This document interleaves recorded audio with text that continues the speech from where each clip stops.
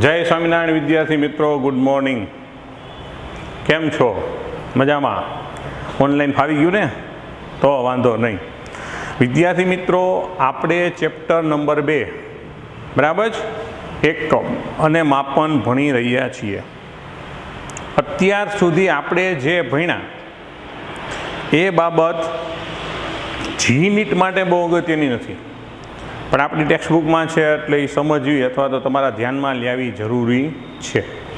अने एटला माटे आपणे एनी कोई वधारानी प्रेक्टिस तमने कहीं दाखलानी के एनी करावी नथी।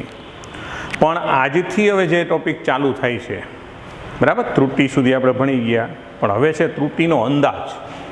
आजनो मुद्दो शुं छे आपणो? त्रुटिनो अंदाज। मतलब त्रुटि आपणे जे मळे एने आपणा फाइनल परिणाम एटले के रिजल्ट में दर्शाववानी पद्धति एने त्रुटिनो अंदाज कहेवाय। कि तमे ज्यारे कोई फिजिक्सनो प्रेक्टिकल करता हो, एनु परिणाम आव्या पछी तमने जे जवाब मळ्या पछी तमे करेला अवलोकन में त्रुटिनी शक्यता केटली छे एने दर्शावी जरूरी छे। तो आ त्रुटिनी शक्यता केटली छे बराबर, एनी गणतरी करवानी प्रक्रियाने कहेवाय त्रुटिनो अंदाज। એટલે આમ ત્રુટિને દર્શાવવા માટે 3 પ્રકારે અંદાજ કાઢવામાં આવે છે। એટલે આજનો આપણો જે મુદ્દો છે એ છે ત્રુટિનો અંદાજ બરાબર। એટલે ત્રુટિનો અંદાજ એટલે શું કે ભાઈ કરેલા પ્રાયોગિક કાર્યના अंतिम परिणाम में केटली त्रुटि छे अथवा तो होई शके ते दर्शाववानी पद्धतिने त्रुटिनो अंदाज कहे छे। तो आ अंदाज में 3 प्रकारे त्रुटि नक्की थाय। त्रुटिनो अंदाज 3 प्रकारे दर्शावी शकाय। त्रुटिनो प्रकार जे अंदाज आपणे काढीए 3 प्रकारे दर्शावी शकाय। पहेली छे निरपेक्ष त्रुटि, बीजी छे सापेक्ष त्रुटि और तीजी है प्रतिशत त्रुटि बराबर। निरपेक्ष त्रुटि, सापेक्ष त्रुटि और प्रतिशत त्रुटि। Absolute error, relative error and percentage error अथवा तो परसेंटाइल एरर। तो 3 प्रकार अपनी एरर ने दर्शावी शकीए। हवे एक पछी एक जोई बराबर। तेमानी पहली जे आपणे बाबत करीए छीए ई छे निरपेक्ष त्रुटि। तो निरपेक्ष त्रुटि ने समझीए केवी रीतना दर्शावाय, केवी रीतना गणतरी कराय, ई ज बहु अगत्यनुं छे। आ एक त्रुटि खूब अगत्यनी छे। पछीनी 2 त्रुटि तो बहु सरळताथी अथवा सिम्पली समजी शकाय एवी छे। पहेला तो निरपेक्ष त्रुटि ने समझीए। तो एने समजता पहेला एक वस्तु आपणे ध्यानमां लईए कि घणा प्रयोगो आपणा एवा होय कि जेमां आपणे ए भौतिक राशिनुं साचुं मूल्य जाणता होईए छीए। दाखला के मैं त्रुटिनी वात करी त्यारे पण उदाहरण आप्युं हतुं कि बहु सिम्पल उदाहरण छे कि भाई गुरुत्व प्रवेग गोतवानो प्रयोग करतो हो सादा लोलक वडे बराबर। तमे 11मा धोरणमां प्रेक्टिकल छे એટલે કરશો પણ ખરા। तो ई गुरुत्व प्रवेगनुं मूल्य 9.8 छे ई मने खबर छे, मतलब एनुं साचुं मूल्य खबर छे। पण घणी वखत एवुं होय कि अमुक प्रयोग एवा होय कि जेनुं कंई साचुं मूल्य स्टांडर्ड होय नहीं। मानी लो तमने कोई लाकडानी पट्टी अथवा तो मार्कर ज आपी देवामां आवी कि भाई आनी लंबाई मापो। ओके, तो आनी लंबाईनुं स्टांडर्ड के साचुं मूल्य आपने खबर छे नहीं। तो साचा मूल्य तरीके ज्यारे तमे कोई भौतिक राशिनुं साचुं मूल्य जाणता न हो तो साचुं मूल्य गणવું कोने? તો એના માટેની એક નિયમ છે કે તમે પ્રયોગ દરમિયાન કરેલા અવલોકનોની સરેરાશને તે રાશિના સાચા મૂલ્ય તરીકે સ્વીકારવામાં આવે છે. એટલે આને સમજતા પહેલાં આપણે એ વસ્તુને નોંધીએ કે ધારો કે કોઈ ભૌતિક રાશિ એના અવલોકનો A1, A2, A3 up to AN છે. બરાબર છે. દાખલા કે માર્કરની લંબાઈને મેં સંજ્ઞા અત્યારે ભૌતિક રાશિ કહી દીધી. અમે પહેલી વારમાં આપ્યું A1 કહું, બીજી વારમાં આપ્યું A2 કહું, ત્રીજી વારમાં આપ્યું A3 કહું. એના અમે N વખત અવલોકન લીધા. ક્લિયર થાય કે કોઈ ભૌતિક રાશિ એના અવલોકનો A1, A2, A3 up to AN છે તો તેના સરેરાશ મૂલ્યને સાચા મૂલ્ય તરીકે લેવામાં આવે છે કે જે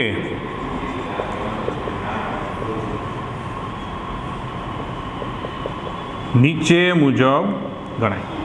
એટલે દાખલા કે એ સાચું મૂલ્ય જે છે ને આપણે લખશું કેમ મિત્રો કે એ મીન એટલે એ સરેરાશ એટલે એ ભૌતિક રાશિની સંજ્ઞા જાય મીન. તમે ગુજરાતીમાં સરેરાશી લખી શકો તો એનું સરેરાશ એટલે શું થાય A1 વત્તા A2 અપ ટુ AN. એટલે આપણે એન અવલોકનનો સરવાળો ભાંગા અવલોકનની સંખ્યા લે સરેરાશ લેતા તમને આવડતું જ હોય. એટલે આને સંજ્ઞા મેથેમેટિકલી સંજ્ઞામાં આ 1/n એનું આગળ લખું. હવે પણ ખબર સરવાળાને સિગ્મા ફોર્મમાં લઈ જઈ શકાય. જો ન ખબર હોય તો એને ખબર પાડવાની છે. A1, A2 up to AN મતલબ એ નામની ભૌતિક રાશિનો n વખત તમે સરવાળો કર્યો હોય એટલે સિગ્મા AI કે જ્યાં આઈની લિમિટ શું છે કે 1 થી લઈને આપણે કેટલા અવલોકનનો સરવાળો કર્યો n. તો આ આપણા માટે શું કહેવાય એ મીન.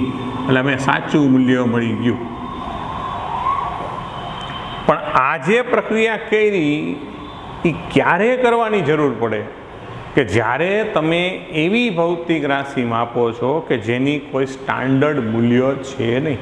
જો હોય તો સીધું લખી જ નાખવાનું કે આપણે જાણીએ છીએ કે ગુરુત્વ પ્રયોગનું સાચું મૂલ્ય આ છે એટલે જેને જી મેન કહી દેવાનું. આ સંજ્ઞા તો તમે જે ભૌતિક રાશિ માપતો એ પ્રમાણે બદલી શકો. મેં એમ ગોખી નથી નાખવાનું. ગુરુત્વ પ્રયોગ હોય તો જી મીન આવે, બળ હોય તો F મીન આવે, આવર્તકાળ હોય તો કેપિટલ T મીન આવે. કારણ કે આવર્તકાળને T વડે દર્શાવાય, બળને F વડે દર્શાવાય, ગુરુત્વ પ્રયોગને G વડે દર્શાવાય, કોઈ રેખીય પ્રવેગ હોય તો એ વડે દર્શાવાય. એટલે આ સંજ્ઞા તો માત્ર એ એક સંજ્ઞા તરીકે આપણે લીધેલી છે ખાલી. ઓકે, તો પહેલું સ્ટેપ શું કર્યું ખાસ સમજો. દાખલા ગણતી વખતે તમને આપેલા અવલોકનોની સરેરાશ ગોતવાની, એને એ મીન કહેવાનું. હવે દરેક અવલોકન અને તેના સાચા મૂલ્યના તફાવતને અવલોકનોની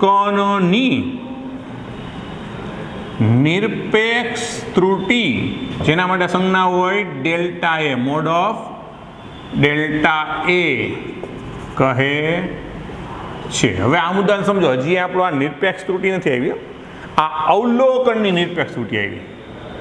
એટલે પહેલું સ્ટેપ આપણે સાચું મૂલ્ય ગોઈતું. હવે એને ફરી વાર વાંચો. દરેક અવલોકન કોણ? A1, A2, A3 up to AN. આને દરેક અવલોકન કહેવાય. અને તેના સાચા મૂલ્ય એટલે કોણ? એ મીન. એના તફાવત એટલે બાદબાકી, એને શું કહેવાય? અવલોકનની નિરપેક્ષ ત્રુટિ, જેને મોડ ઓફ ડેલ્ટા એમાં દર્શાવાય. મોડ એટલા માટે કારણ કે ખરેખર ધન કે ઋણ હોય પણ આપણે કિંમત પછી આગળ ધન લેવાની. બરાબર. નિરપેક્ષ ત્રુટિ કે જે ધન કે ઋણ હોઈ શકે, પણ આગળ આપણે નિરપેક્ષ ત્રુટિ ગોતવામાં એને આપણે ધન જ કિંમત એટલે મૂલ્ય જ્યારે ગણો ત્યારે ધન કિંમતને ધ્યાનમાં લ્યો તો પણ ચાલે. દર્શાવ પૂરતું તમે ઋણ દર્શાવી શકો. તો હવે દાખલા આપણે એન અવલોકન છે તો બધાની નિરપેક્ષ ત્રુટિ કેમ મળશે? તેને કહેવાનું ડેલ્ટા A1 પહેલાંની નિરપેક્ષ ત્રુટિ. તો મારે કેમ ગોતવાની? પહેલાંનું અવલોકન માઇનસ A મીન, બરાબર? દરેક અવલોકન એમાંથી સાચું મૂલ્ય બાદ. સમજાય છે ને વિદ્યાર્થી મિત્રો? A1 એમાંથી A મીન તો પહેલાંની નિરપેક્ષ ત્રુટિ, પહેલાં અવલોકનની. A2 માઇનસ A મીન બીજાની, અપ ટુ n સુધી જવાનું, એટલે an A મીન. હવે પ્રેક્ટિકલી એવું બનશે કે આમાંના અમુક અવલોકન એવા હશે જે A મીન કરતાં નાના હશે. હવે જો અવલોકન નાનું હોય ને આ મોટું હોય, સ્વાભાવિકથી ઋણ આવે. ક્યારેક અવલોકન મોટું હોય ને A મીન નાનું હોય તો એ ધન આવે, એટલે ધન ને ઋણ બે હોઈ શકે છે, પણ આને કહેવાય અવલોકનની ત્રુટિ. તો હવે દરેક અવલોકનની ત્રુટિના ધન મૂલ્ય, ખાસ સમજો, ધન મૂલ્ય ના સરેરાશને, બરાબર, અંતિમ પરિણામની નિરપેક્ષ ત્રુટિ કહે છે. એટલે આપણે જે અંતિમ પરિણામની જે નિરપેક્ષ ત્રુટિ ગોતવાની છે એ આપણને હવે મળશે, અને એને આપણે સંજ્ઞા આપશું ડેલ્ટા A મીન. તો આ ડેલ્ટા A મીન કેવી રીતના લખશું ભાઈ? કે ડેલ્ટા A1 માનાંકમાં એટલે એની ધન કિંમત, ડેલ્ટા A2 માનાંકમાં અપ ટુ ડેલ્ટા AN ભાંગા અવલોકન તો આપણે કેટલા n.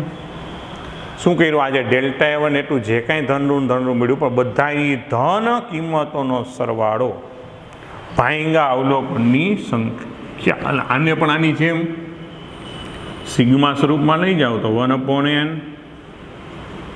Delta A mean, okay, sigma i is equal to 1 to n અને ડેલ્ટા AI, ઓકે. તો આ જે છે એ આપણી નિરપેક્ષ ત્રુટિ આવી. ટૂંકમાં જ્યારે દાખલા ગણતા હોય, નિરપેક્ષ ત્રુટિ ગોતવાનું પૂછે તો પહેલી સ્ટેપ કે બધા જ જે રકમમાં આપેલા અવલોકનની સરેરાશ લ્યો, એને સાચું મૂલ્ય કહો. પછીનું સ્ટેપ કે દરેક અવલોકનની નિરપેક્ષ ત્રુટિ ગોતવાની. કેમ મળશે? દરેક અવલોકનમાંથી સાચા મૂલ્યની બાદબાકી કરતા જાઓ, એ ધન કે ઋણ ગમે એ મળે. ત્રીજું સ્ટેપ કે નિરપેક્ષ ત્રુટિઓ જે મળી એની ધન કિંમતો ના સરેરાશને અંતિમ નિરપેક્ષ ત્રુટિ કહેવાય. ક્લિયર? હવે અંતિમ નિરપેક્ષ ત્રુટિ મળ્યા પછી આપણું પરિણામ કેમ દર્શાવાય? તો હવે પરિણામ આપણે કઈ રાશિ ગોતતા હતા એ દર્શાવવાની પદ્ધતિ આમ સમજો. એનું સાચું મૂલ્ય આપણને શું મળ્યું? A mean. પછી આજે ત્રુટિ મળી એટલી ધન હોઈ શકે, ઋણી શકે, એટલી વધારે હોઈ શકે આપણો જવાબ ખરેખર એટલા જેટલો ઓછોય પણ હોઈ શકે. એટલે નિરપેક્ષ ત્રુટિને દર્શાવવાની આમ plus or minus delta A mean. એટલે આ આપણું અંતિમ પરિણામ જ્યારે પ્રેક્ટિસ કરતા હોય છેલ્લે આમ લખવાનું. એટલે જોનારને ખબર પડે કે તમારું સાચું મૂલ્ય આ છે, પણ એમાં આટલી ત્રુટિ આવેલી છે. એનો મતલબ એવો થાય કે આમ એનું મૂલ્ય સમજો કેવું મળે કે એનું મૂલ્ય A mean plus minus delta A mean, બરાબર છે, અને A mean plus delta A mean વચ્ચેનું હોઈ શકે. તો આ નિરપેક્ષ ત્રુટિ ગોતીને દર્શાવવાની પદ્ધતિ. ક્લિયર? નિરપેક્ષ ત્રુટિ સુધીનું ક્લિયર થયું. તમે દાખલો આ રીતે જ ગણવાનો. સ્ટેપને ખાસ ધ્યાન આપજો. 3 સ્ટેપમાં નિરપેક્ષ ત્રુટિ મળે, છેલ્લે આમ દર્શાવી દો, એટલે નિરપેક્ષ ત્રુટિના સ્વરૂપમાં દર્શાવ્યું કહેવાય. હવે પ્રકાર નંબર 2 એ બહુ સિમ્પલ અને નાનું જ છે કે ભાઈ સાપેક્ષ ત્રુટિ. તો સાપેક્ષ ત્રુટિની વ્યાખ્યા જ શું છે કે ભાઈ નિરપેક્ષ ત્રુટિ એટલે કોણ ભાઈ? આ નહીં, અવલોકનની નિરપેક્ષ ત્રુટિ આને કહેવાય, એટલે ડેલ્ટા A મીન. તો નિરપેક્ષ ત્રુટિ અને સાચા મૂલ્યોના ગુણોત્તર એટલે ભાગાકાર ને સાપેક્ષ ત્રુટિ કહે છે. એટલે સાપેક્ષ ત્રુટિની કોઈ આમ સંજ્ઞા નથી મિત્રો, કારણ કે સાપેક્ષ ત્રુટિના સ્વરૂપમાં ક્યારેક જ દર્શાવવાનું આવે. લગભગ કોઈ પણ પરિણામ કાં તો નિરપેક્ષમાં હોય અને કાં તો પ્રતિશતમાં હોય. સાપેક્ષ ગોતવી પડે, કારણ કે એના ઉપરથી પ્રતિશત મળવાની હોય. એટલે સાપેક્ષ ત્રુટિની કોઈ સંજ્ઞા નથી. તો સાપેક્ષ ત્રુટિની વ્યાખ્યા મુજબ ડેલ્ટા એ મીન એટલે શું કહ્યું? નિરપેક્ષ ત્રુટિ ભાંગ્યા એનું સાચું મૂલ્ય એટલે શું થયું? એ મીન. તો આને શું કહેવાય? સાપેક્ષ ત્રુટિ. ક્લિયર? અને હવે ત્રીજું છે પ્રતિશત ત્રુટિ, પર્સન્ટાઇલ એરર. બરાબર? તો સાપેક્ષ ત્રુટિને 100 વડે ગુણતા, હા ગુજરાતીમાં લખું છું, પ્રતિશત ત્રુટિ મળે. અને પ્રતિશત ત્રુટિ માટે સંજ્ઞા છે, પ્રતિશત ત્રુટિ આવો ડેલની સંજ્ઞા આવે. શું આવે? ડેલ. એને શું બોલાય? ડેલ. સાત સમજો, આપણે ઘણી વાર ડેલ્ટા ડેલ્ટા ઘણા બોલતા હોય, પણ ડેલ એ બરાબર ડેલ્ટા એ. બરાબર? તો ડેલ્ટા એ બરાબર તો શું લખાય? એ મીન. આ તો આપણે મેળવ્યું જ. તો ડેલ્ટા એ બરાબર ડેલ્ટા એ મીન અપોન એ મીન ગુણ્યા શું કરવાનું? 100. પણ આ હંમેશા પ્રતિશતમાં, આમ સંજ્ઞાત્મક રીતે પાછળ ટકા. એટલે માની લો મેં પ્રતિશત ત્રુટિ ગોતી લીધી, તો આપણે કેમ નિરપેક્ષ નામ દર્શાવ્યું? સાપેક્ષના સ્વરૂપમાં પરિણામને દર્શાવી શકાય, ન દર્શાવી શકાય, ન, પણ ક્યારેય દર્શાવવામાં આવતું જ નથી. એટલે સાપેક્ષમાં મેં ચર્ચા નથી કરી. પણ પ્રતિશત આવી મળી જાય તો હવે પરિણામ આપણે એ બરાબર આમ લખશું. સાચું મૂલ્ય તો જે હતું એ જ હોય. સાચું મૂલ્યમાં કંઈ ફેરફાર થાય નહીં. સોરી, હા બરાબર. પણ પ્રતિશત હોય તો પાછળ પ્લસ ઓર માઇનસ ડેલ્ટા એ, પણ એની પાછળ સંજ્ઞા શું આવશે? એમ પર્સન્ટેજની નિશાની પાછળ આવશે. તમે પ્રતિશત ત્રુટિમાં દર્શાવશો ને ત્યારે પાછળ પર્સન્ટેજની નિશાની હશે. અથવા રકમમાં આપેલું હોય ને ક્યારે પર્સન્ટેજ પાછળ, એટલે સમજવાનો પ્રતિશત ત્રુટિના સ્વરૂપમાં દર્શાવેલ છે. આ પ્રતિશત ત્રુટિનું સૂત્ર છે, આ સાપેક્ષ ત્રુટિનું સૂત્ર છે. ક્લિયર થાય? તો ત્રુટિનો અંદાજ 3 રીતે નીકળે. બહુ સિમ્પલ છે. અવલોકનનું સરાસ લ્યો, સાચું મૂલ્ય કયો. દરેક અવલોકનમાંથી સાચું મૂલ્ય બાદ કરો, એને અવલોકનની નિરપેક્ષ ત્રુટિ કયો. દરેક આ ધન કે ઋણ હોય, દરેક નિરપેક્ષ ત્રુટિનું સરેરાશ લ્યો, એને ફાઇનલ નિરપેક્ષ ત્રુટિ કયો. અને છેલ્લે પરિણામ કેમ દર્શાવો? કે સાચું મૂલ્ય પ્લસ ઓર માઇનસ નિરપેક્ષ ત્રુટિ. એનો મતલબ થાય કે આપણો જવાબ આ અને આની વચ્ચે હોઈ શકે. સાપેક્ષ તો બહુ સિમ્પલ, કે આપણને જે નિરપેક્ષ ત્રુટિ મળી એને ભાંગ્યા સાચું મૂલ્ય, ડેલ્ટા એ મીન મળ્યું એને ભાંગ્યા સાચું મૂલ્ય. પ્રતિશત તો સાપેક્ષને 100 વડે ગુણી નાખો, પર્સન્ટેજની નિશાની પાછળ આપી દો. તો પ્રતિશતમાં દર્શાવ્યું ત્યારે સાચું મૂલ્ય plus or minus delta A percentage. બહુ સિમ્પલ છે. બરાબર? પણ આ તૈયાર કરવાનું કોમ્પિટિટિવ એક્ઝામ માટે ઉપયોગી થઈ શકે. જો મિત્રો આમ જુઓ તો આ ચેપ્ટરની જો વાત કરીએ તો 1 કે 2 પ્રશ્ન પૂછાય નીટમાં કે જીમાં. 1 ઓછામાં ઓછો 1 અને વધુમાં વધુ 2. બરાબર? 2 થી વધારે કંઈ પૂછાયું આપણને ક્યારેય જોવા મળ્યું નથી. તો એનો મતલબ એવો થાય કે માની લો નીટવાળા 45 પ્રશ્નો છે, એમાં 2 પ્રશ્ન પૂછાય છે.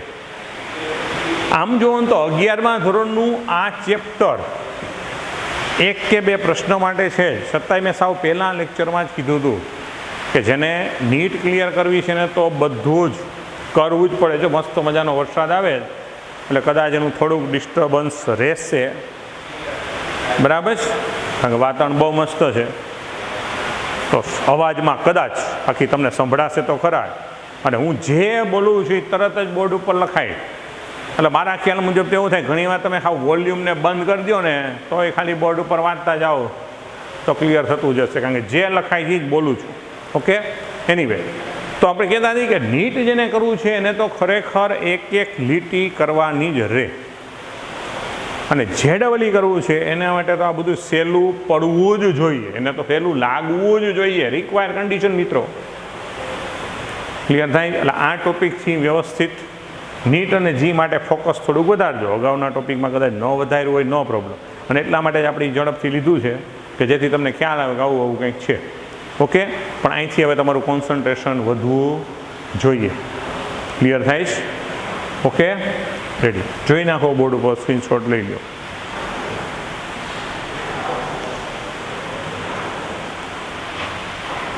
ચાલો વિદ્યાર્થી મિત્રો, જોવાઈ ગયું એવું આપણે સમજીએ. હવે આગળના મુદ્દાની ચર્ચા કરીએ. તો હવે આજે આપણે જે શોધ્યું, બરાબર, આ જે પ્રક્રિયા કરી આપણે થિયોરિટિકલ સમજ્યા. ઓકે, હવે મેથેમેટિકલી આનો દાખલો કેમ ગણવો, બરાબર. એટલે એક ઉદાહરણનો દાખલો છે એ આપણે અહીંયા ચર્ચા કરીએ. જો તમારી સામે ટેક્સ્ટ બુક હોવી આવશ્યક છે, બરાબર, કારણ કે મેઇન વસ્તુ એ છે કે એમાં જે લખેલું છે એ આપણા સમજણમાં આવવું જ જોઈએ, બરાબર. ટેક્સ્ટ બુક બોર્ડે બનાવી છે તેનો કાંઈ મિનિંગ હોવો જ જોઈએ. એટલે આપણી સામે હોવી જોઈએ અને આપણે જોતું રહેવાનું, એને જ અનુસરવાનું, બરાબર છે. હવે જો એક ઉદાહરણ એવું છે થિયોરિટિકલ છે, આમ એની કોઈ ગણતરી નથી, બરાબર. એટલે એ ઉદાહરણ આપણે એમને ટેક્સ્ટબુકમાંથી તમારે વાંચો, હું સમજાવું છું પણ એનો કોઈ જવાબ બોર્ડ ઉપર લખવાની જરૂર નથી, તમને સમજાવું, તમે સેજ ઓબ્ઝર્વેશન કરો. જો અહીંયા રકમ છે જ બાજુમાં, બરાબર, હું વાંચું છું અને રકમ પર જ ધ્યાન આપજો. જો રાષ્ટ્રીય ઉદાહરણ નંબર 2.6, રાષ્ટ્રીય પ્રયોગશાળામાં આવેલી પ્રમાણભૂત ઘડિયાળ સાથે 2 ઘડિયાળોનું પરીક્ષણ કરવામાં આવે છે. પ્રમાણભૂત ઘડિયાળ જ્યારે બપોરના 12નો સમય દર્શાવે છે ત્યારે આ 2 ઘડિયાળના સમય નીચે મુજબ છે. પ્રશ્ન સમજાણો કે આપણી જે લેબોરેટરીઓ કે જેમાં પ્રમાણભૂત ઘડિયાળ હોય, આપણે જે વાત કરી હતી NPL, બરાબર, દિલ્હી, તેમાં પ્રમાણભૂત ઘડિયાળ મતલબ એક્યુરેટ ટાઈમ બતાવે જ છે.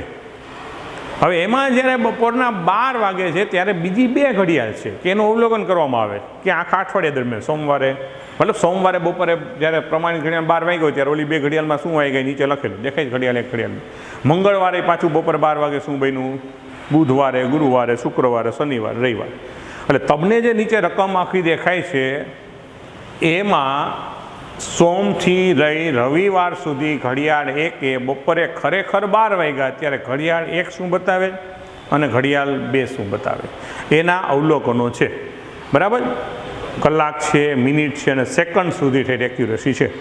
હવે પ્રશ્ન જો નીચે ખાસ સમજવા જેવો છે કે જો તમે કોઈ પ્રયોગ કરી રહ્યા હોય જેના માટે તમને ચોકસાઈ સાથે સમય અંતરાલ દર્શાવતી ઘડિયાળની આવશ્યકતા છે, કે તમે કોઈ એવો પ્રયોગ દર્શાવો છે કે એમાં સમય સાથે ચોક્કસ અંતરાલ બતાવે કે તમારા 2 અવલોકનો વચ્ચેનો સમય અંતરાલ કેટલો છે, સમયની ચોકસાઈ કેટલી છે, તો આ 2 પૈકી એક ઘડિયાળ લેવાનું મુનાસિબ માનશો. અને શા માટે? તો આ 2માંથી કોઈ એક ઘડિયાળ લેવાની આપણને થતી હોય તો કઈ ઘડિયાળ લેવાનું મુનાસિબ સમજશો અને શા માટે? હવે સમજો, પહેલી જ ગાય આમ વિદ્યાર્થી તમે જોશો ને તો ઘણા માટે ઘડિયાળ 1 એવો જવાબી બોલી ગયા છે મંદર ખાને, કારણ કે એના જવાબ 12ની નજીક છે. ઘડિયાળ 1ના જવાબ 12ની નજીક છે, નો ડાઉટ. પણ મિત્રો એવો ઝડપથી જવાબ અહીંયા આપવાનો નથી. હવે સમજો ખાસ, તમારો પ્રશ્ન છે કે સમય ચોકસાઈથી અને સમયનો ગાળો માપવાની તમારી જરૂરિયાત છે. હવે સમજો કે તમે અવલોકન જુઓ આખા સોમથી લઈને રવિવાર સુધી, નંબર 1ના અવલોકન જુઓ, નંબર 2ના અવલોકન જુઓ, તો આપણે જોઈએ કે ઘડિયાળ નંબર 1માં ખરેખર 12 વાગ્યા. સૌથી મોટામાં મોટું મૂલ્ય ઘડિયાળ 1માં કયા વારનું છે? ગુરુવારનું છે. દેખાય મિત્રો? ગુરુવારનું. કેટલું? 12 વાગ્યા 1 મિનિટ. હું સીધું એ ખાલી અવલોકન લખું છું, બરાબર. ઉદાહરણ 2.6 આખું વર્ણન લખતો નથી કારણ કે બહુ જીન જરૂરી છે. એટલે ઘડિયાળ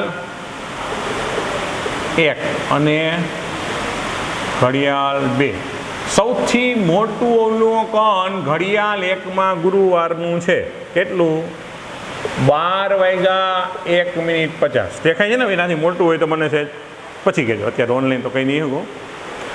અને સૌથી નાનામાં નાનું અવલોકન બરાબર તો બુધવારનું છે. કેટલું છે? 11:59:08. રેડી? કાંઈ ભૂલ નથી ને? હા. હવે સમજો એ જ વસ્તુ ઘડિયાળ 2માં જુઓ. મોટામાં મોટું અને નાનામાં નાનું, આપણે બે જ વાત કરવાની, મોટામાં મોટું અને નાનામાં નાનું. તો મોટામાં મોટું અવલોકન બધામાં જો 10 તો વાગ્યા છે, પછી 15માં જો ને 15માં સૌથી વધારે મોટું તમને શનિવારનું દેખાય છે. આઈ થિંક ક્યાં દેખાય? શનિવારે. કેટલું? 10.15.24. રેડી? આઈ થિંક એનાથી મોટું એ કોઈ નથી. અને નાનામાં નાનું અવલોકન તો જો 14 મિનિટવાળા 2 છે ને એમાં 53 નાનું ગણી શકાય, એટલે શુક્રવાર ટૂંકમાં 10, 14 અને તો જો જવાબ આપવા મેં ક્યાં ઓબ્ઝર્વેશન કર્યું, શું કર્યું યાદ રાખજો કે સૌથી નાનામાં નાનું અને સૌથી મોટામાં મોટું આ ઘડિયાળ એક. તો ખરેખર જો ઘડિયાળ એકના જે અવલોકનો છે એની વચ્ચેનું ચલન મતલબ એની વચ્ચેનો ફેરફારનો ગાળો કેટલો રહ્યો? તમે આ બે વચ્ચે અવલોકન વચ્ચે ફેરફારનો ગાળો કેટલો માનો? ગણતરી કરીને મને કહો તમે ફેરફારનો ગાળો કેટલો છે. જો સમજો અહીંયા 59 મિનિટ થઈ ગઈ. અચ્છા, આમાં કેટલા ઉમેરો? 12 વાગી જાય. કેટલી ખબર? જો 60 સેકન્ડ એટલે 1 મિનિટ થાય. તો આમાં તમે કદાચ 52 સેકન્ડ ઉમેરો ને એટલે 60 થઈ જાય ભાઈ. 52 સેકન્ડ ઉમેરો એટલે 60 થઈ ગઈ. 60 સાલે 1 મિનિટ ઉમેરે, 1 મિનિટ ઉમેરે એટલે 60 થઈ એટલે 12 વાગી ગયા. ક્લિયર થાય? સમજાણું કે 12 વાગ્યા સુધીમાં ટૂંકમાં આ જે અવલોકન છે એ કેટલું છે? 52 સેકન્ડ ઓછું છે. એની સામે 12 ઉપર 1 મિનિટ, 1 મિનિટ એટલે 60 સેકન્ડ. 60 ને 50 એટલે કેટલી થઈ? 110. સમજાય ને મિત્રો? હું કહું 12 વાગ્યા પછી ઉપર 1 મિનિટ, 1 મિનિટ એટલે 60 સેકન્ડ અને આ 50 એટલે 60 વત્તા 50 એટલે 110 સેકન્ડ. આ 12થી વધારે છે. 110 સેકન્ડ જેટલું મૂલ્ય આ 12 વાગ્યાથી વધારે છે. આ 52 સેકન્ડ ઓછું છે. એટલે આ બે વચ્ચેનો જે તફાવત થયો એ ઓના 110 વત્તાના 52 એટલે 162 સેકન્ડ. એટલે નીચે જવાબ વાંચે મેં લખ્યું કે ઘડિયાળ એકમાં અવલોકનોનો ગાળો અથવા તો તફાવત 162 સેકન્ડનો ઘડિયાળ એક માટે. એ જ વસ્તુ આના માટે કરો. જો આ 12 વાગ્યા કમ્પેરિઝન કરવાનું મિત્રો, આપણે આ બેનો તફાવત આમાં વચ્ચે 12 આવતું તો હું બોલ્યો. મેં ખાલી એમ કે 11:59 થી આની વચ્ચેનો ગાળો ગોઈતો એમ. તમારે આ બે વચ્ચેનો તફાવત ગાળો ગોતવાનો છે. એટલે સમજો સિમ્પલી સમજાય બોલું. 53માં 7 સેકન્ડ ઉમેરેલા 15 થઈ ગયું. 53માં 7 સેકન્ડ ઉમેરી દો એટલે આ 15. અહીંયા 7 સેકન્ડ કરો એટલે 10 ને 15 વાય થઈ જાય.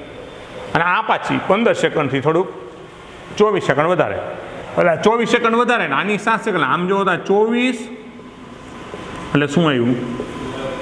એટલે જો આપણી ટેક્સ્ટબુકના જવાબમાં સીધું લખેલું છે કે ભાઈ અવલોકનનું નિરીક્ષણ કરતા ઘડિયાળ એકમાં અવલોકનોનો જે તફાવતનો ગાળો છે 162 ને કદી. તમને ખબર પડી જાય ને કેવી રીતના ગણ્યું?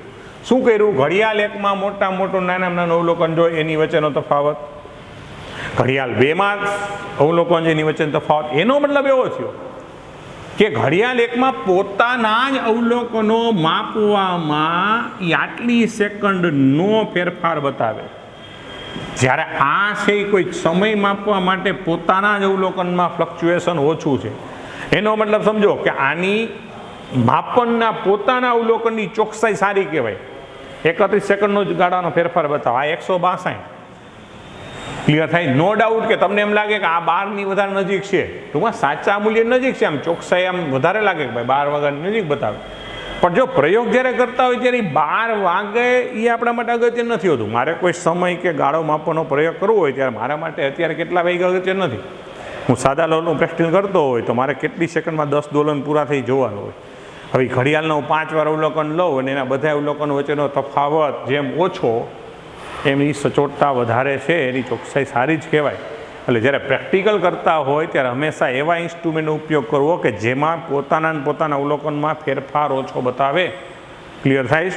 અહીંયા ફેરફાર વધારે બતાવે છે. એટલે જો મારે પ્રયોગ કરવો હોય તો ઘડિયાળ 1 કરતાં ઘડિયાળ 2ની પસંદગી કરવી પડે. કારણ કે જો શૂન્ય ત્રુટિ એ ગોઠવવી સહેલી છે, શૂન્ય ત્રુટિ ગોઠવવી સહેલી. તો જો આપણે અગાઉ ઉદાહરણ લીધું હતું મીટર પટ્ટીનું કે એમાં 3 મિલીમીટર મને જો ઓછી છે તો હું એનો ઉપયોગ કરું ત્યારે મારા મગજમાં ક્લિયર જ છે કે 3 મિનિટ ઓછી છે, 3 મિલીમીટર સોરી, તો હું 3 મિલીમીટર દર વખતે એડ કરતો રહું તો મારો જવાબ સચ્ચો જ આવે ને. પણ એની જગ્યાએ કોઈ એવું જ ઇન્સ્ટ્રુમેન્ટ હોય કે એક વખત વધારે ને એક વખત ઓછું અથવા તો ગાળો બહુ મોટો બતાવે તો એ યોગ્ય ઇન્સ્ટ્રુમેન્ટ કહેવાય નહીં. એનો મતલબ કે અહીંયા પ્રયોગ કરવામાં તમે આનો ઉપયોગ કરો એ વધારે હિતાવહ છે.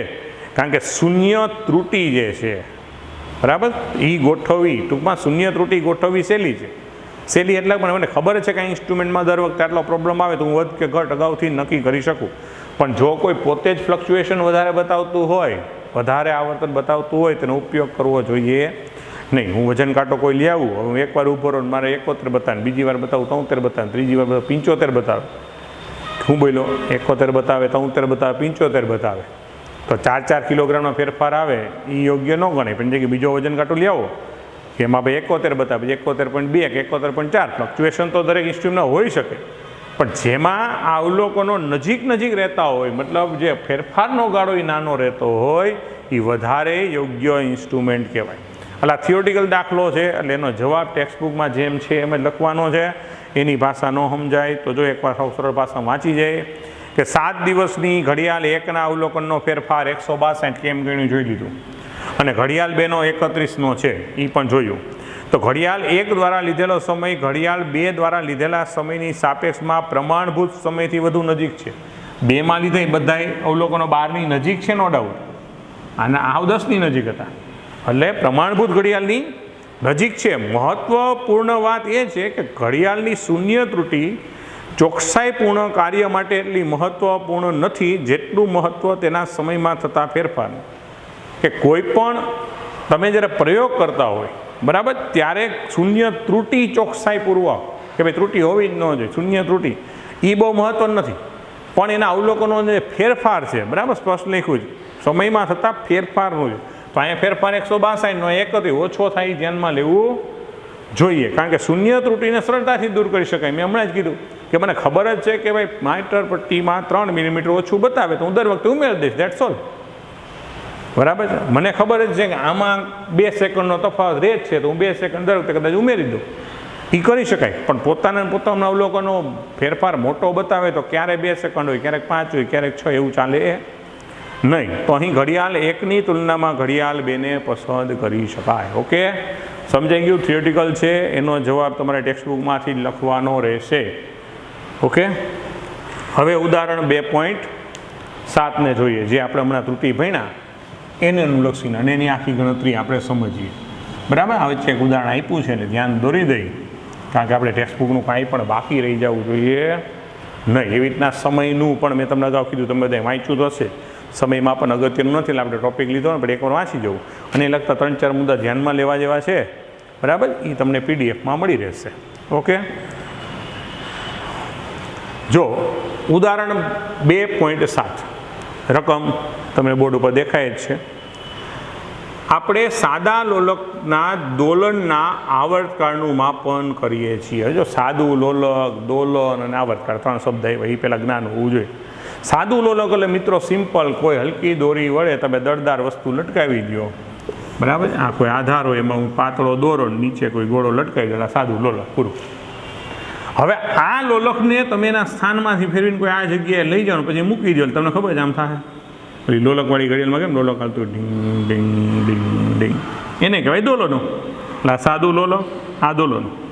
ત્રીજો સમજાયો આવર્તકાળ, એની વ્યાખ્યા પણ અગાઉ આવી જશે પણ ન ખ્યાલ હોય તો, કે એક દોલન પૂરું કરવા લાગતો સમય. એક દોલન મતલબ જો હું અહીંથી ગણું તો અહીંથી આમ જાય, પાછું આમ આવે, પાછું આમ અહીંયા, અથવા તો મેં દોલન સ્ટાર્ટ કરી દીધું આ જગ્યાએ પછી ગણવાનું ચાલુ કરું તો અહીંથી આમ જઈને પાછું આવે ત્યારે એક દોલન.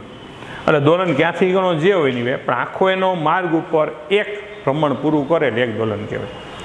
તો એક દોલન પૂરું કરવા માટે લાગતા સમયને આવર્તકાળ કહેવાય. ઓકે, એટલે સાદું લોલક, દોલનો અને આવર્તકાળ ત્રણેયનું મગજમાં ક્લિયર થઈ ગયું. હલકી દોરી વડે દળદાર વસ્તુ સાદું લોલક, એને સેજ ચલિત કરીને છોડી દો એટલે આમ ઝૂલે રાખે એને કહેવાય દોલનો. અને એક દોલન પૂરું કરવા અહીંથી શરૂ થાય તો આમ જઈને આમ, અહીંથી શરૂ થાય તો આમ જઈને આમ આમ આમ, એક દોલન પૂરું કરવા લાગતા સમયને આવર્તકાળ કહેવાય. ત્રણેય શબ્દો ક્લિયર? તો ફરીવાર વાંચો. આપણે સાદા લોલકના દોલનના આવર્તકાળનું માપન કરીએ છીએ, જેમાં ક્રમિક અવલોકનોના માપ નીચે મુજબ મળે છે: 2.63 second, 2.56 second, 2.42 second, 2.71 second, 2.80 second. તમને ટોટલ 5 અવલોકનો આપેલા છે. ઓકે, તો અવલોકનમાં ઉદ્ભવતી નિરપેક્ષ ત્રુટિ, સાપેક્ષ ત્રુટિ અને પ્રતિશત ત્રુટિની ગણતરી કરો. તો આપણે હમણાં જે થિયોરિટિકલ ભણ્યા એ ત્રણેય ત્રુટિની ગણતરી કરવાની છે. તો ઉદાહરણ 2.7 પહેલાં તમને જે આવર્તકાળ આપેલા છે, આવર્તકાળને ઇંગ્લિશમાં ટાઈમ પીરિયડ અથવા પિરિયોડિક ટાઈમ કહેવાય, એટલે ટી સિમ્બોલ એનું કેપિટલ ટી. તો આપણે T1 T2 રૂપે બધાને દર્શાવી જ દઈ. તો પહેલું T1 આપ્યું છે 2.63 સેકન્ડ, T2 આપ્યું છે 2.56 સેકન્ડ, T3 આપેલું છે 2.42 સેકન્ડ, T4 આપેલું છે 2.71 સેકન્ડ અને T5 2.80 સેકન્ડ. તો આપણે ગોતવાની નિરપેક્ષ ત્રુટિ. નિરપેક્ષ ત્રુટિનો સિમ્બોલ શું આપશું? Delta T mean. પછી સાપેક્ષ ત્રુટિ, એનો કોઈ સિમ્બોલ ટેક્સ્ટ બુક વાળા નથી, આપણે શું કામ આપો? પછી પ્રતિશત ડેલ્ટા ટી. ઓકે, ત્રણેય ત્રુટિ ગોતવાની અને ત્રુટિમાં દર્શાવશું હોતે, ભલે એને પૂછ્યું નથી. તો પહેલું જ વસ્તુ શું આવે કે અહીં આવર્તકાળનું સાચું મૂલ્ય, કારણ કે આપણે કાંઈ એમ નથી સાચું મૂલ્ય. તો સાચું મૂલ્ય એટલે આપણે શું કહીએ? એનું સરેરાશ, એટલે ટી મીન. કેમ લખશું? T1 plus T2 plus T3 plus T4 plus T5. ભાઈ અવલોકન શું છે? 5 અવલોકન છે, 5 એનું સરેરાશ અને ટી મીન કહેવાય. તો 5 અવલોકન લખો તો 2.63, 2.56, 2.42, 2.71, 2.80 ડિવાઇડેડ બાય 5 કરી નાખો કેલ્ક્યુલેટરથી. કેલ્ક્યુલેટર અલાઉડ જ છો મિત્રો, કોઈ શંકા વગર. હા, જીનીટમાં નથી, પણ એ બહુ અત્યારથી ચિંતા કરોમાં, બરાબર? અત્યારે કોઈ બીવાની જરૂર નથી, બોર્ડમાં ચાલુ છે, ગુજકેટમાં કેલ્ક્યુલેટર અલાઉડ છે, બરાબર? એ જીનીટ તો હજી રૂબરૂ આવશું ત્યારે ટેકનિક શીખવાડશું, બરાબર? અત્યારે કોઈ વાંધો નહીં, હું જો સીધું જોઈને લખી નાખું. લ્યો, તમને આવો જવાબ મળે છે કે નહીં? ટેક્સ્ટ બુક વાળા લખ્યું જ છે. એટલે આ સરવાળો તો 13.12 ભાંગ્યા 5. જોકે આ તો મેળેથી ગયો છે જ, પણ આપણે અત્યારે કોઈ જાતનો સમય બગાડીને ખોટા ફાંકા ખોદદારી નથી કરવી કે અમે મેળે કરીને અમને તો આવડે, એ બધું થઈ જાય, બરાબર? તો જો આનો સરળ આવે છે ભાંગ્યા 5 બરાબર. હવે આ શું કર્યું એ ઘણા વિદ્યાર્થીને ખબર છે, ઘણા નહીં ખબર. જો એક વસ્તુ સમજો મિત્રો કે અહીંયા તમને આપેલા અવલોકન 10 પછી 2 આંકડા સુધી છે, સમજાય?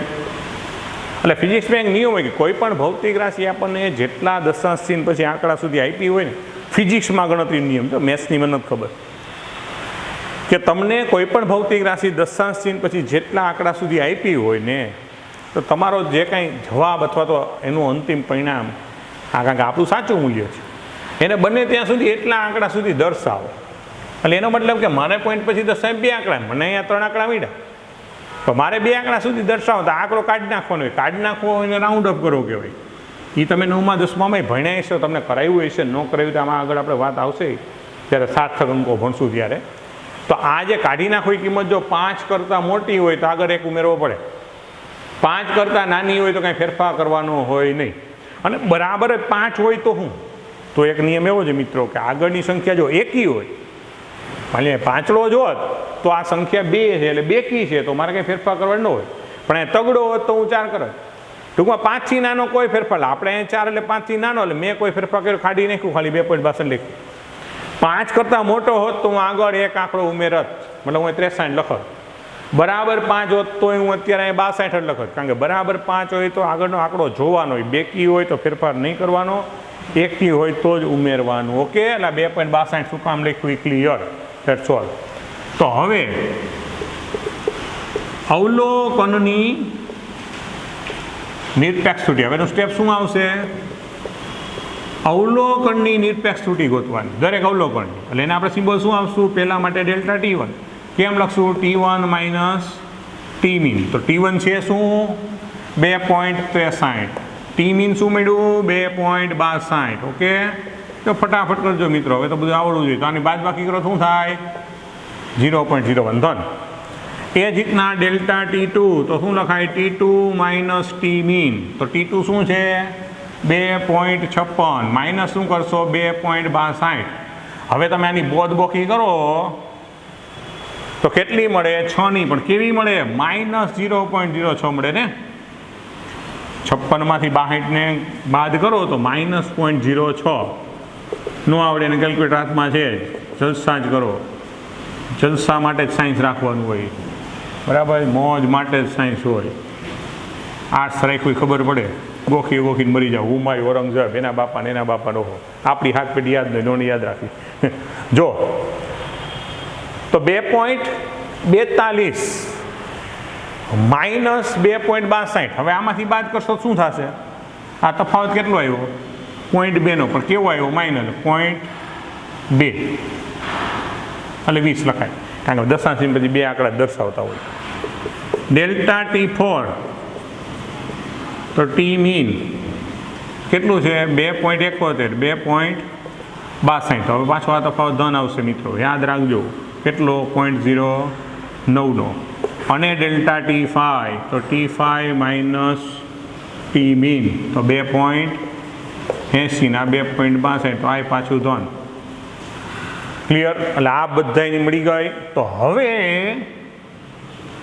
બરાબર અવલોકનની અંતિમ નિરપેક્ષ ત્રુટિ એટલે ટૂંકમાં ફાઇનલ નિરપેક્ષ ત્રુટિ તો એનો સિમ્બોલ આપણે શું કીધું છે ડેલ્ટા ટી મીન તો એ આપણે શું કરીએ આ બધાનું ધન કિંમત જ ધ્યાનમાં લેવાનું ધન કિંમત એટલે 0.01 વત્તા 0.06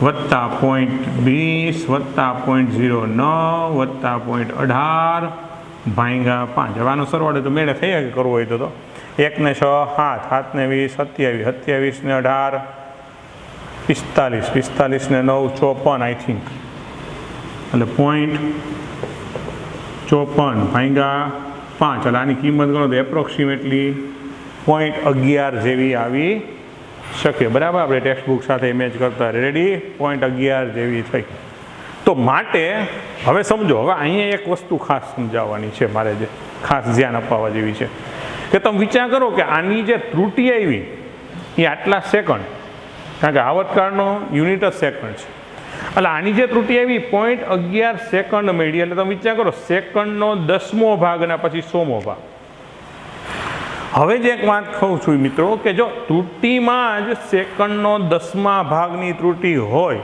ત્રુટિ હાજર છે 10મા ભાગ સુધી 0.1 એટલે 10મો ભાગ ને પછીનો એકડો એ 100મો ભાગ કહેવાય તો ત્રુટિ જ સેકન્ડના 10મા ભાગની છે ત્યારે તમારું જે સાચું મૂલ્ય છે એને 100માં કારણ કે 10મા ભાગમાં ત્રુટિ એમ કે એનો મતલબ શું કે આ તો 2 છે એ કેટલો સેકન્ડના 100મા ભાગનું બતાવે પણ આપણી ત્રુટિ જ 10મા ભાગમાં હાજર છે ભાઈ 10મા ભાગમાં ત્રુટિ છે માની લો આનો જવાબ મને 0.01 મળ્યો હોત એનો મતલબ શું કે ત્રુટિ 100મા ભાગની તો મારો જવાબ એ મારે 100મા ભાગ સુધી લખવો જોઈએ એટલે સિમ્પલી સમજો મેથેમેટિકલી આનો જવાબ તો આપણે જે થિયરી ભણી એ મુજબ તો એમ થાય તો અહીં પરિણામ એટલે કે આવર્તકાળ ટી બરાબર જો મારે આમ લખવાનું હોય કે ટી મીન હમણાં આપણે ભણ્યા plus or minus delta T તો આ ટી મીન મને મળ્યો અત્યારે 2.65 ઓકે પછી પ્લસ ઓર માઇનસ મને ત્રુટિ કેટલી મળી તો 0.11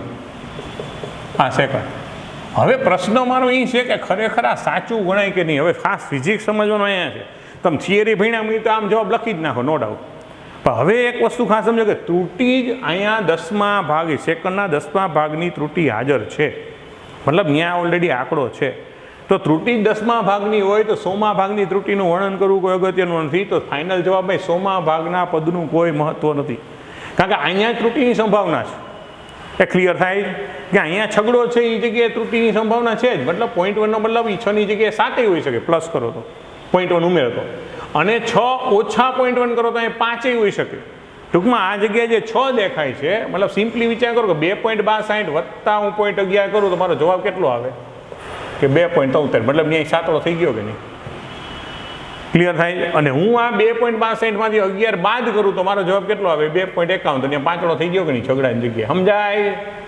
તો જે જગ્યાએ ત્રુટિમાં જ 10મા સ્થાનની રેકર્ડના 10મા ભાગની ત્રુટિ છે તો 100મા ભાગનું મહત્વ નથી, તો જવાબમાં આ જ પોતે બદલાવની સંભાવના ધરાવે. તો આના મહત્વ કાંઈ છે નહીં, એટલે એને વર્ણનમાં આમ લખી શકાય કે અહીં ત્રુટિ સેકન્ડના 10મા ભાગમાં પણ છે, માટે 100મા ભાગનું મહત્વ નથી. એટલે માટે આ ખરેખર ફિઝિક્સની દ્રષ્ટિએનો જવાબ લખવો હોય ને તો 2.6 પ્લસ ઓર માઇનસ 0.2 આટલું જ વિદ્યાર્થી મિત્રો લખવું જોઈએ. ખાસ સમજો, કારણ કે ત્રુટિ માટે એક નિયમ હોય કે હંમેશા મહત્તમ ત્રુટિ તમારા જવાબમાં જશે. જો આપણે થિયરી મુજબ જે ભણ્યા એ મુજબ તમારો જવાબ આવો તમે ઘણા વિદ્યાર્થી મૂકી હોતી રહેશે, પણ આ જ્ઞાન તમને હોવું જોઈએ કે ત્રુટિમાં જ 10મો ભાગ હોય તો 100મા ભાગનું મહત્વ નથી, તો એને લક્ષીને અહીંયા જવાબ ફેરફાર થઈ શકે છે. તો આ બગડાનું કોઈ મહત્વ નથી, મારે જવાબ આમ લખવો પડે. રેડી? હવે છે સાપેક્ષ ત્રુટિ. તો હવે બધું સિમ્પલ છે. સાપેક્ષ ત્રુટિ કેમ ગણાય ભાઈ? કે ડેલ્ટા ટી મીન છેદમાં સાચું મૂલ્ય ટી મીન. પણ હવે ડેલ્ટા ટી મીન આપણે 0.11 નહીં લઈએ, આપણે હમણાં ભણ્યા મુજબ શું લખશું? 0.1 ભાગ્યા 2.6 આપી દો જી સાદું રૂપ. બરાબર? આપણે ત્યાં સીધું લખીને નાખી. તમારા હાથમાં તો કેલ્ક્યુલેટર છે જ, એટલે કોઈ પ્રશ્ન છે નહીં, પણ એ લોકોએ તો ગણ્યું જ નથી, તો હવે ગણવું જ પડશે આપણે. કારણ કે એ લોકો મહાનુભાવે સીધી તમને પ્રતિશત ત્રુટિ આપી દીધી છે. ઓકે, તો આપણે અહીંયા અત્યારે ગણતરી બતાવીએ, કાંઈ વાંધો નહીં. હવે જે આપણે કર્યું જ છે તો બરાબર છે. તો સમજો કે 0.1 ભાગ્યા 2.6 તો 0.038. હવે સમજો મિત્રો કે આપણે એમ કીધું કે અહીંયા 0.1, હવે તમે અહીં ન કહેતા પોઈન્ટ પછી એક જ આંકડો, કારણ કે ઓલરેડી સાપેક્ષ ત્રુટિ છે. જોકે એને દર્શાવતા જ નથી આપણે ક્યારેય કોઈ પણ જગ્યાએ અવલોકનમાં, અત્યારે દર્શાવવા માટે આમ દર્શાવી. હવે જો પ્રતિશત ત્રુટિ તેને આપણે ડેલ્ટા ટી કહેશું, તો આપણી સાપેક્ષ ત્રુટિ એટલે ડેલ્ટા ટી મીન ભાગ્યા ટી મીન ગુણ્યા 100, એટલે કે 0.1 2.6 ગુણ્યા 100, એટલે આવો જવાબ મળે. અને 100 વડે ગુણો 3.8 સમથિંગ મળે, પણ 3.8 ન રાખતા આપણે કેના વડે દર્શાવશું? 4%. પર્સન્ટેજમાં આપણે એને લઈ જઈશું. આંકડો છે એટલે આગળ ઉમેરીને 4%. તો માટે અંતિમ પરિણામ કેમ લખશું? તો માટે આવર્તકાળ પ્રતિશતમાં તો ટી મીન એટલે 2.6 પ્લસ ઓર માઇનસ 4 સેકન્ડ, પણ ટકાની નિશાની 4% સેકન્ડ. બરાબર છે? પ્રતિશત કરવા પાછળ ટકાની નિશાની આવશે. ઓકે, તો તમે જે થિયરી ભણ્યા એને લગતો આ દાખલો, અને એકાદ દાખલો હોમવર્કમાં આપણે પીડીએફમાં મોકલાવશું. ક્લિયર? ઓકે, તો આજનો લેક્ચર આપણે અહીંયા પૂર્ણ કરીએ છીએ.